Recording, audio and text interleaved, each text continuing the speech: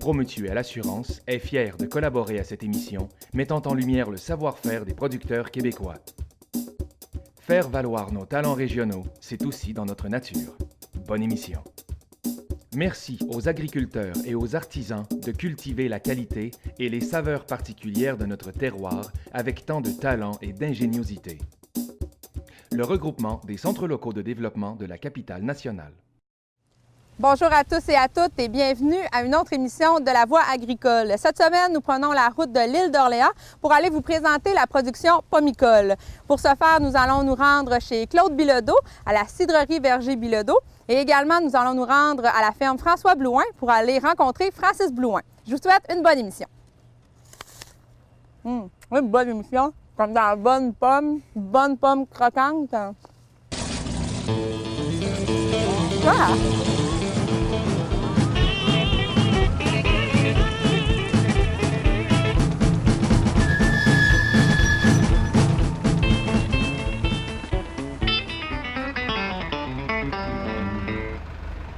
Quand on parle de fruits du Québec, la pomme est probablement le fruit qui surgit le plus spontanément dans l'esprit de pas mal de monde.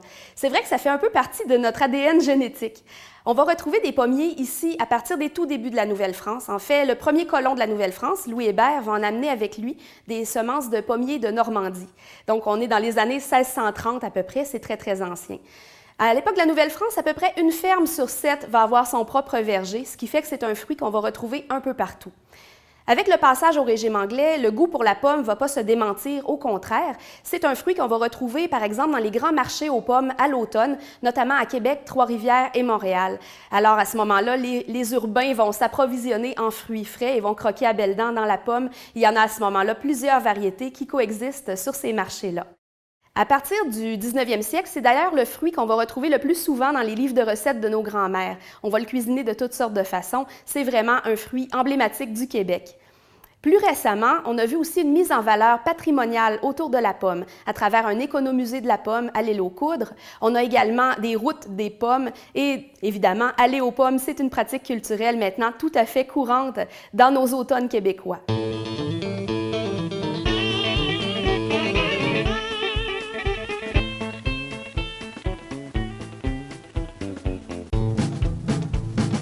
Bien, ici, premièrement, c'est une ferme familiale. Mes parents ils ont acheté un fonds de terre ici en 1979.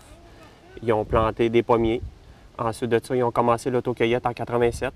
Ensuite de ça est venue commencer la fabrication de cidre et de sous-produits en 92-93. Pour par la suite, en 93-94, inclure le cidre. OK. Oui. Et là, toi, tu t'es incorporé dans l'entreprise à quel moment? Moi, ça fait maintenant 8 ans que je travaille ici à temps plein.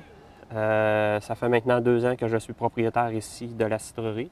Alors, c'est sûr que je travaille ici à temps plein avec ma conjointe et mes parents aussi sont encore actifs dans l'entreprise familiale. OK.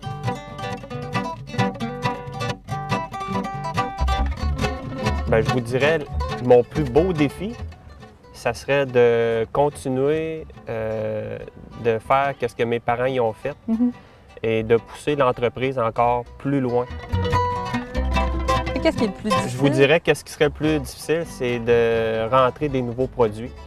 Pourquoi? Bien, c'est beaucoup d'essais-erreurs. Alors ça demande beaucoup de temps. Ça serait comme développer des nouveaux cidres. Comme cette année, j'ai développé 2 autres nouveaux cidres, mais ça fait maintenant 3 ans que je les travaille, ces cidres-là. Alors, je suis content qu'ils soient sur le marché, mais sauf qu'il y a eu beaucoup de travail en arrière de ça. C'est qu'est-ce que je trouve le plus difficile, c'est ça, sortir un nouveau produit stable, équilibré, alors qui va plaire aussi, quelque chose de bon. Tu travailles avec les membres de ta famille, c'est comment gérer ça? Bien, éventuellement, c'est sûr que des fois, il y a des petites frictions, mais je pense qu'on est capable de s'entendre, on est adulte, je travaille avec ma conjointe aussi mes 2 parents, alors c'est de faire coordonner toute cette amitié-là aussi, avoir une ambiance de travail humble. Alors, c'est sûr, des fois, il y a des petites frictions, mais on est capable de passer par-dessus ça. OK. Bien, le transfert de l'entreprise s'est tout de même assez bien passé. Mes parents étaient pas mal ouverts à ça. Alors, on a commencé par un transfert progressif. Et là, par la suite, les parts là, des actions, c'est tout fait en totalité par la suite. OK. Et comment on gère l'aspect travail, famille, loisirs, implication? Est-ce que c'est possible? Oui, c'est possible. Oui, c'est possible. C'est sûr, il faut prévoir la production. Alors, c'est sûr que quand on prend une semaine ou deux de vacances, c'est sûr, moi je suis encore chanceux, j'ai mes parents qui m'aident beaucoup pour me baquer. Alors, je peux quitter un peu plus. Mais c'est sûr qu'eux, quand ils sont plus capables de me remplacer, ça va être terminé. Là. Je vais être ici 7 jours sur 7. C'est sûr, janvier, février, c'est nos mois les plus tranquilles. C'est là qu'on peut avoir du lousse un peu. Là. Mais c'est les moments de loisirs que je vous dirais que... sont plus difficiles? Qui sont plus difficiles, oui. Les qualités que ça prend, je vous dirais, travail dehors, aimer travailler dehors. Gérer avec la température, le temps, parce que c'est sûr que quand il mouille, comme cette année, on a un automne beaucoup pluvieuse, alors on a beaucoup plus de fruits qui restent dans les pommes. Nous, c'est tout fait avec l'autocueillette, fait qu'on a un petit peu moins de gens. Alors, probablement qu'on va avoir plus de transformation. Alors, mais les qualités, c'est aimer travailler dehors, puis gérer avec le stress nature, le stress de ça, oui. Erreur, c'est pas toujours bon. Des fois, on les fait goûter à des gens qui viennent souvent.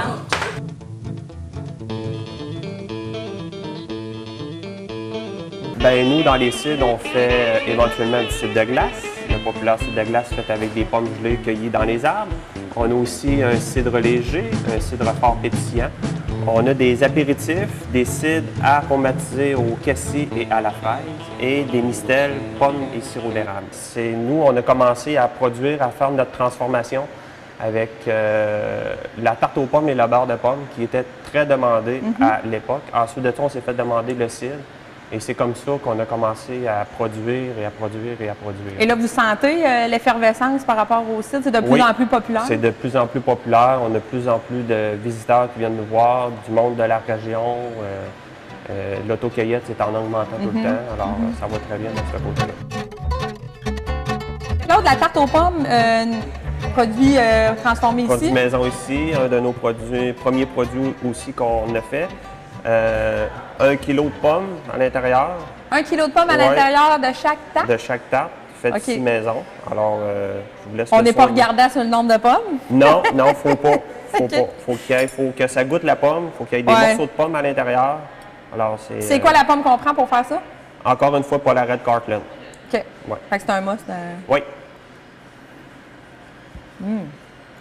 C'est bon. Ah, c'est bon en crème. J'en mangerai pas toutes, mais je vais en prendre un autre bouchée. Tant qu'à être là. Moi, je vous rappelle qu'on est le matin. 9h le matin. C'est bon. Parfait. Fait qu'on goûte? Oui, on goûte. Fait qu'on est à 9 d'alcool. On est à 9 d'alcool. Alors, c'est un cidre de glace. C'est beau, en plus, les petites coupes, là, chin-chin. Santé. Santé. Ça fait plaisir. Santé. Oh mon Dieu, c'est bon. Oh mon Dieu, c'est bon. C'est bon. Oh mon Dieu, oui. Oh mon Dieu, c'est bon. Ah, c'est doux, là. Plein de monde qui viennent sur vos terrains. Est-ce que ça demande une gestion particulière? Oui, c'est sûr, parce qu'on a toujours des gens qui viennent ici, ils vont briser un petit peu plus que les autres. Alors, c'est sûr, il faut avoir une certaine gestion là-dessus, une certaine autorité de notre place. Mais en général, les gens sont très, très compréhensifs. Ils viennent cueillir des pommes, ils viennent passer un moment ici pour la famille. Alors, on a de l'animation le samedi, dimanche. On offre plein d'autres activités. Alors, non, c'est vraiment, là, de ce côté-là, en général, on n'a jamais de problème. Bien, l'hiver, écoutez, on va commencer par la taille du verger en février-mars. Ensuite de ça, moi, j'ai une cabane à sucre. On produit le sirop d'érable. Ensuite de ça, c'est le nettoyage du verger au mois d'avril, fin avril, début mai. Ensuite de ça, on va commencer les arrosages, nettoyage encore une fois pour le verger, des branches qui sont mortes ou les arbres qui sont tombés par terre. Ensuite de ça, la tonte de gazon, l'arrosage, ça, je l'ai dit. Ensuite de ça, bien, vient l'automne, vient la cueillette de la pomme. Ensuite de ça, on commence nos transformations fin septembre, début octobre. Alors, on va commencer le pelage des pommes, la mise en congélation, le jus de pomme pour les cidres.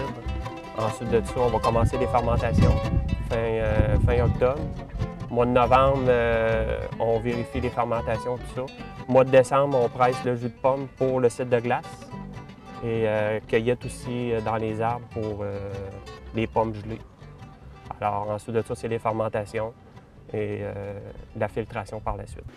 Les gugus, Ça, c'est la presse à cidre de glace. Fait que c'est là-dedans que tu mets tes pommes. Oui, les pommes gelées. Ça se presse-tu bien, tes pommes gelées? Faut que ça s'aille fort, ça? C'est très long. Ça, c'est 20 tonnes de pesée, ça. 20 tonnes? Oui.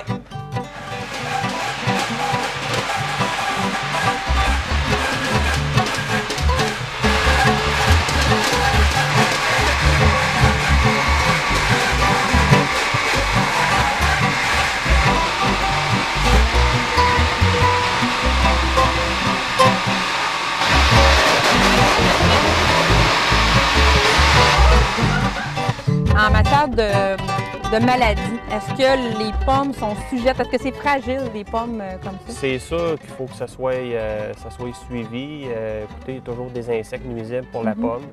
Nous, ici, on fait partie d'un club de production. Alors, on est plusieurs producteurs ensemble qui engagent un agronome. Alors, il passe ici, il vient faire ses tests. On a différents pièges dans le verger pour contrôler justement les captures pour les insectes, savoir quand traiter. OK. On ne va pas traiter n'importe quand. Et est-ce que c'est déjà arrivé vous avez une perte de production à cause d'une maladie qui serait arrivée? Au niveau d'une maladie, non, c'est jamais arrivé ici. Sauf que si, mettons, on ne traiterait pas pour un certain insecte, on va prendre comme un exemple la mouche de la pomme.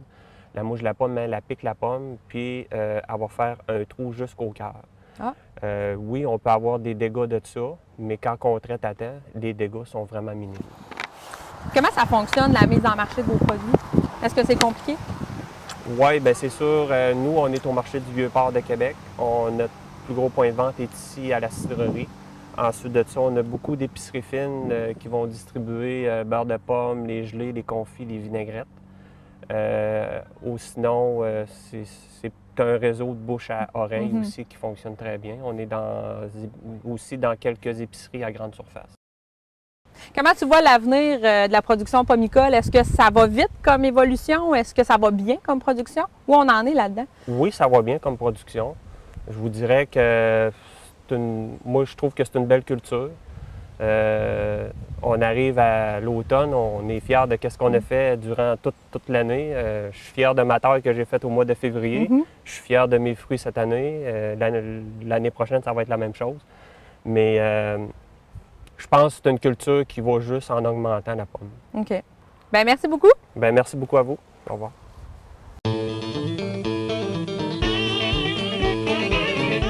Alors, bienvenue à La Voie agricole. Philippe, chef à l'auberge de Canarupé. Aujourd'hui, recette super simple quand on la manque pas. Donc, granité, mou de pomme, rhum épicé. Donc, parfait pour un entre-repas. Enfin, une espèce de trou normand givré, mais à base de mou de pomme, évidemment. Donc, dans un thermomix ou un mélangeur, on dépose environ 400 g de glace dans votre mélangeur. Environ une demi-tasse de mou de pomme et rhum doux, donc un rhum épicé qui est tout doux, environ 1 once et demie, 2 onces.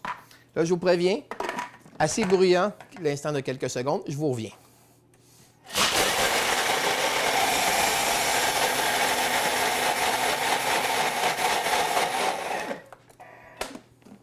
Et voilà. Donc, assez rapide. On va déposer le tout. Bien, je pourrais vous montrer qu'est-ce que ça a de l'air. Donc, c'est une belle mousse, principe de la slotch. Donc, le tout, vous pouvez le conserver au congélateur quelques heures avant de servir. Donc, mais plus, étant donné que c'est à base de glace, plus il va être longtemps au congélateur avant de le servir, plus on va perdre la texture. Donc, si on veut garder ce côté mousseux, on le fait 1 heure ou 2 heures avant que les invités arrivent. Donc, ça, on va décorer avec une pomme.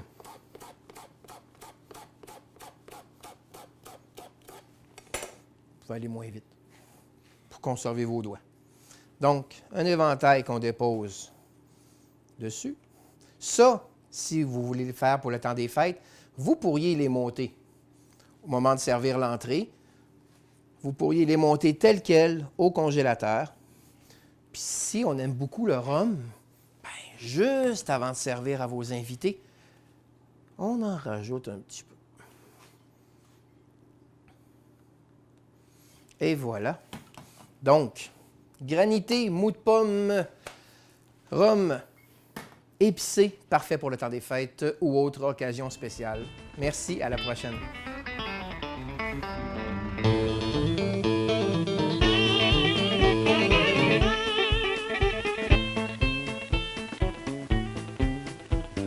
Pourquoi tu as fait le choix de devenir producteur agricole pour venir prendre la relève de la ferme ici? J'ai été élevé là-dedans. J'ai toujours vu un potentiel dans la ferme ici.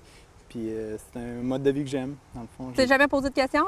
Pas bien, oui. Non? Pas bien, oui. Non, en fait, non. OK. Non. Tu as fait des études là-dedans aussi? Oui. C'est quoi ton cheminement scolaire?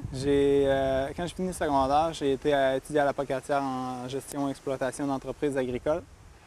Puis ensuite, j'ai fait un an et demi à l'université en sciences de la consommation. OK. C'est important pour toi d'aller faire ce diplôme-là en sciences de consommation? Bien, là, je me rends compte de tout ce que ça m'a apporté. Là. Ouais. J'ai des clients de plus, j'ai des contacts de plus. J'ai connu du monde, autant des profs, des chercheurs que des étudiants là-bas qui m'ont apporté beaucoup. Oui, c'était important. Je le voyais pas tant important à ce moment-là. J'étais dans mes études, fait que j'ai dit je vais continuer tant qu'à être là-dedans avant de partir à l'extérieur comme que j'ai fait par la suite. Fait que ouais, c'est important. J'aurais pu faire d'autres choses, j'aurais pu faire, mettons, mécanique et agricole, ça aurait été plus, mettons, manuel. Mais là, je me rends compte que moi, c'est plus une tâche de gestionnaire et de vendeur que je dois accomplir. Fait que oui, je suis content de mon parcours. OK.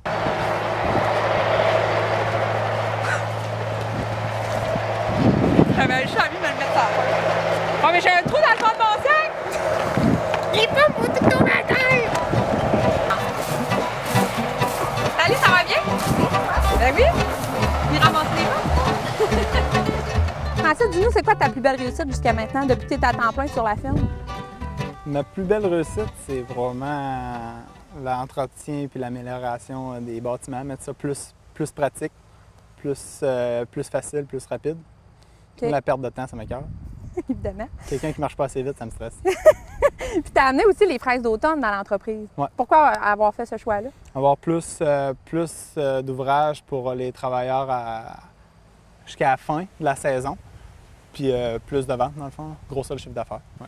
C'est quoi la plus grosse difficulté dans le métier de producteur agricole? Parce que là, toi, tu es une relève, tu as quand même de l'aide familiale encore, ton père est sur la ferme, ta mère aussi. C'est quoi la plus grosse difficulté que toi, tu peux vivre en ce moment? La difficulté que je peux vivre en ce moment, bien, on a plusieurs secteurs de production à gérer en même temps. Fait que c'est des équipes de travail qui sont plus loin d'un de l'autre, mettons éparpillées. Là. Fait que ça, c'est une certaine gestion. La gestion du marché est assez difficile. La compétition est forte. La compétition des autres pays, mettons comme les États-Unis, là, qui rendent du stock dans nos épiceries, c'est une compétition qui est assez forte, dure à côté. Ça, c'est quelque chose. Puis on est tout le temps dépendant de la température, du climat. Là. On prend la pomme d'en bas puis on la soulève vers en haut pour ne pas arracher le pédoncule parce que ça, c'est nécessaire à la conservation. OK, fait que si ça c'est arraché, la pomme va dépérir. Plus rapidement. OK. Elle ne dépérira pas tout de suite, mais quand on garde ça en entrepôt des mois de temps, dans le fond, là, ça, c'est important de garder le pédoncule. Combien de temps qu'on peut garder ça en entrepôt? En atmosphère contrôlée, 8 mois, 10 mois. Ah oui? Ouais. OK. OK. Puis là, quand on ramasse ici, il y a des travailleurs qui sont là. Combien de pommes ils peuvent ramasser dans la journée? Dans des livres de pommes, là. On parle en mettons, livres? Une boîte comme ça, là, quand ça va bien, là, le gars, il va en faire 2,5 par jour. Ah oui? Ouais. OK. 3, là, 3, ça commence à être une bonne journée. OK. Puis combien de boîtes vous sortez comme ça? Par jour? Ouais. Hier, on a fait 20. 20 boîtes comme ça? Ouais. Puis ils s'en vont où? Ça s'en va dans l'entrepôt réfrigéré en attendant. Puis quand l'emballeur vient, le client emballeur, il vient, on charge, puis lui, il conserve ça chez eux, puis il emballe au fur et à mesure qu'il y a de la demande. C'est le client qui vient emballer? Qui vient chercher. OK. Le client vient chercher. Les caisses comme ça? Oui, c'est ça. OK. Quand c'est vendu vrac, parce qu'on fait de la vente au détail là, aussi. Puis ça, c'est classé en entrepôt. Puis après ça, c'est distribué à chaque matin. OK. OK, c'est bon. Fait qu'on ramasse des pommes. Yes. Moi, je vais en manger, je vais en ramasser. Ouais. Je m'attendais pas, à mieux. Comment tu vois, j'ai à le ramasser ça là, tu sais. Puis qu'est-ce qui est. C'est quoi peut-être les grosses caractéristiques d'un bon vendeur, justement? Je sais pas, je sais même pas si j'en suis un. Fait, tes produits sont distribués, tu restes pas avec ton stock. Non, c'est ça. On manque toujours de stock. Ça, c'est sûr que c'est vendu, c'est bien vendu. Puis, ouais, mon père, il est un gros morceau là-dedans. Ouais. Là. Oui, c'est lui qui s'occupe de la vente en très bonne partie. Là. Fait que je suis comme en stage là, depuis une couple d'années là-dedans. Là. T'apprends de ton père, finalement. Oui, j'apprends de lui, c'est sûr. J'apprends à l'école, mais j'apprends de lui aussi. J'apprends sur le tas. J'apprends par moi-même, par mes erreurs quand ça arrive. Faut pas que ça arrive trop souvent. Mais j'imagine que je vais être bon, là, mais j'ai de l'apprentissage à faire encore. Faut que, je veux pas starter trop vite là-dedans. Là. OK. J'approfondis mes connaissances et mon expérience au champ puis dans la gestion de la production. Puis la vente, ça sera plus tard un peu. Puis là, est-ce que tu considères que les consommateurs sont de plus en plus difficiles par rapport aux produits qu'ils achètent? Oui, c'est sûr. Ça, c'est sûr. Là. Fait qu'il faut qu'on se remet en question tout le temps, puis il faut continuer de se perfectionner. Les consommateurs sont à la recherche de la perfection. Oui. C'est pas un casse-tête pour les producteurs? C'est sûr, c'est un casse-tête parce que dans le fond, ça crée de la perte. C'est sûr que c'est de la perte de rendement. Puis comme on n'est pas équipé encore pour faire de la transformation pour deuxième, troisième qualité, bien, tu sais, c'est plate d'avoir un année de fraises rouges à cause qu'ils ont tous un petit défaut. Oui, puis qu'ils sont pas utilisés nulle part. C'est ça. Comment on choisit les variétés de pommes qu'on fait pousser? On choisit dans le fond ce qu'on aime vendre, ce que le consommateur aime acheter. C'est sûr qu'on ne produit pas quelque chose que personne ne veut. On essaie d'être aux aguets, aux tendances, le plus près des tendances possible. C'est ce qui est compliqué, ce qui est plus touché avec ça, c'est qu'on plante un arbre et il va être productif pour vrai dans 4 ans. C'est assez long. Oui, quand même. Ça, est-ce que justement vous devez renouveler souvent les pommiers ou c'est quand même... Bien, oui et non. Il y a des variétés qui sont plus fragiles que d'autres. Puis, il y a des pommiers qui sont ici, sont à veille d'être centenaires. S'ils ne le sont pas, je sais pas, je n'étais pas là quand ils ont été plantés. Non.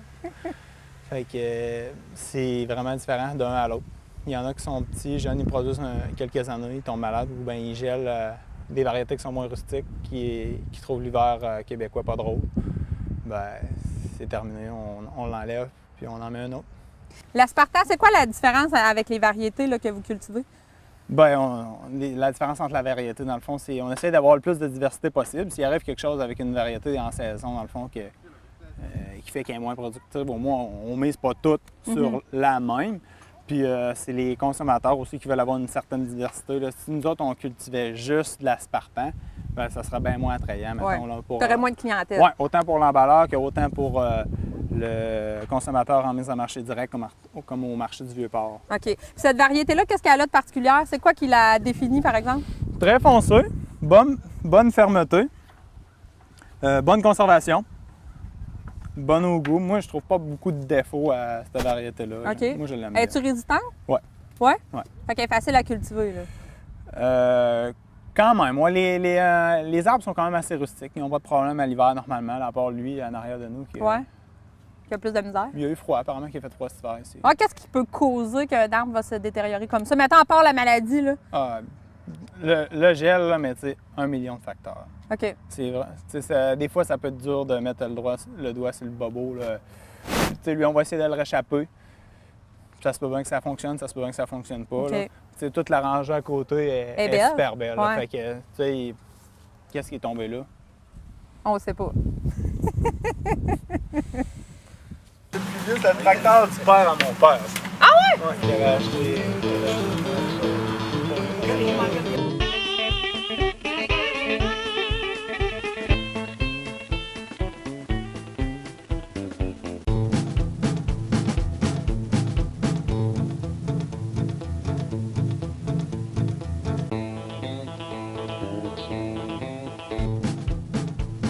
J'imagine que tu as des projets plein la tête.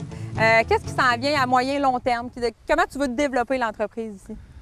Ça, j'en parlerai pas beaucoup, c'est des secrets. Non, c'est pas vrai.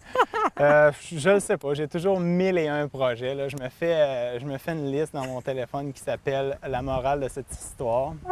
Les projets que je veux mettre en branle, les machines que je veux faire, que je veux construire, que je veux acheter, les bâtiments que je veux rénover, les bâtiments que je veux construire, les besoins en main-d'œuvre que j'estime dans les prochaines années, mettons 0,5 ans. Qu'est-ce que j'estime, qu'est-ce que ça va prendre comme bâtiment pour les travailleurs étrangers?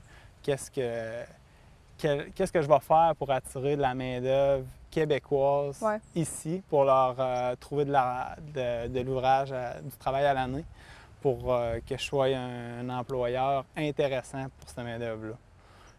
C'est sûr que je ne veux pas juste miser ces travailleurs étrangers. Ça, c'est un de mes défis que j'ai en arrière de la tête. Je veux être capable de dire, moi, j'ai engagé 4 de mes chums qui ont été à l'école avec moi, puis ils ont des belles jobs, sont contents, sont bien payés. Peut-être que je rêve en couleur. Mais c'est dans le meilleur des mondes. J'espère que non. J'espère que c'est quelque chose que je vais être capable de faire, mettons, d'ici 10 ans. Ça, dans le fond, c'est un beau rouge. On demande 30 % et plus d'un vrai beau rouge. Ça, c'est pas un vrai beau rouge. C'est un rouge gris, un rouge comme de tendu. OK. C'est juste parce qu'elle a manqué de soleil, parce qu'elle, je l'ai pris ici. Dans le fond, oui, mais quand même. Mais tu la ramasses, tu vas l'acheter à terre? Non, elle, je vais la laisser là, puis en enlevant d'autres pommes, là, il y a des chances qu'elle rougisse, puis que la prochaine fois que je passe, que je puisse la récolter. Que je puisse la récolter. Parce que sa grosseur est belle. Oui, la grosseur est parfaite, c'est juste qu'il manque de rouge. Fait que dans le fond, c'est ça. La prochaine fois que je vais passer, il y a des bonnes chances qu'elle soit acceptable, parce qu'en plus, plus on avance en saison, plus les nuits sont fraîches. Puis des nuits très fraîches, comme à 0, 2, 3, 4, là, c'est ça qui fait rougir les pommes à l'automne. OK. Plus le soleil qui va être là. Oui, plus le soleil en journée. OK. N'as-tu? N'a pas? Ben oui! Parce qu'ils sont loin. Il faut aller doucement. Faut pas les poquer. Non, faut pas les poquer. Ouais, mais on achète. Puis comment tu vois l'avenir de l'agriculture en général? Comment se porte l'agriculture selon toi, ta vision? Moi, je suis pas un pessimiste. Fait que je vais te dire que ça va bien. Il y a certains chialeux qui vont te dire que c'est la catastrophe. Moi, je trouve que c'est pas si pire que ça. C'est sûr que les terres sont excessivement chères parce que la banlieue a besoin de s'agrandir. Donc, il y a besoin de terrain. Tout le monde a besoin des terres pour faire des entreprises, que ce soit agricole ou non. Fait que ça, c'est sûr que les terres sont... Le prix est quand même astronomique, là. Fait que, tu sais, là, si on a besoin de plus de terrain dans le futur, là, ça va être un problème. Ce sera pas un problème, ça va être une gestion financière à considérer. C'est sûr que ça, là, on ne sortira pas de ça, là.